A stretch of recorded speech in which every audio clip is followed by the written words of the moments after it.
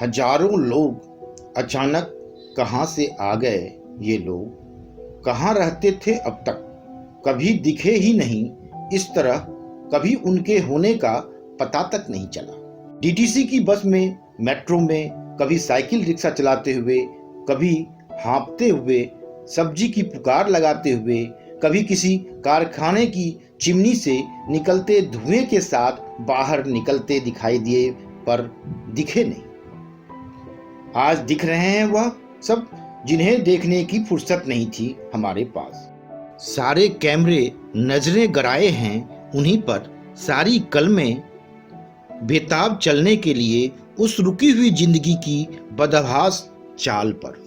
प्रवासी मजदूरों का माय बाप कौन? क्या ये सभी अनाथ हैं? क्या कोई शौक से 1000-1500 किलोमीटर पैदल चलने की ठान सकता है, और वो भी अपने छोटे छोटे बच्चों के साथ?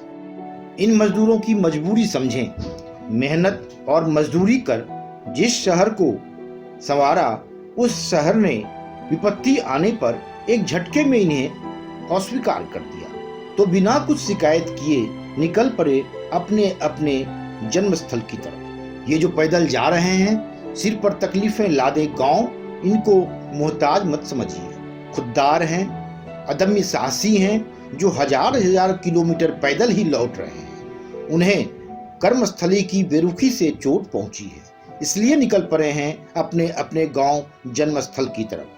क्या गरीब मजदूर सरकारों, केंद्र व राज्य सरकार जो भी हों, के बीच फुटबॉल बनकर रह गए हैं?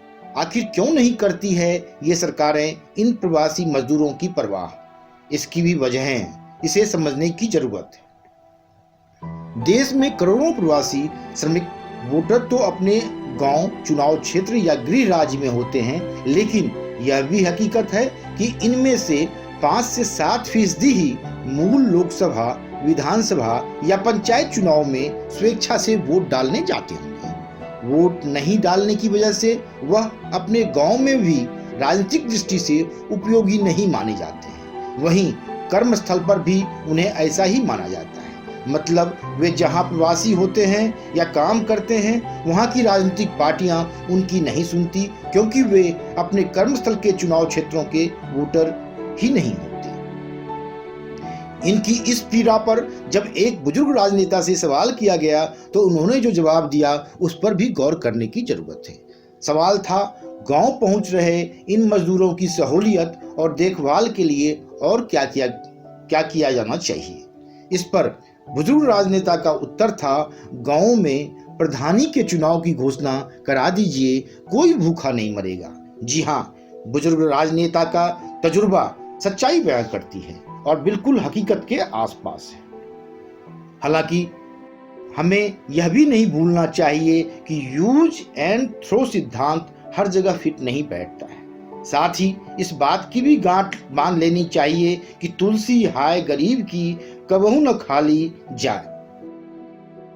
और अंत में, भूखे प्यासे फिर भी बिना हिम्मत हारे सड़क पर नंगे पांव चलने वालों, मैं कहता हूं कि तुम आत्मनिर्भर बनो।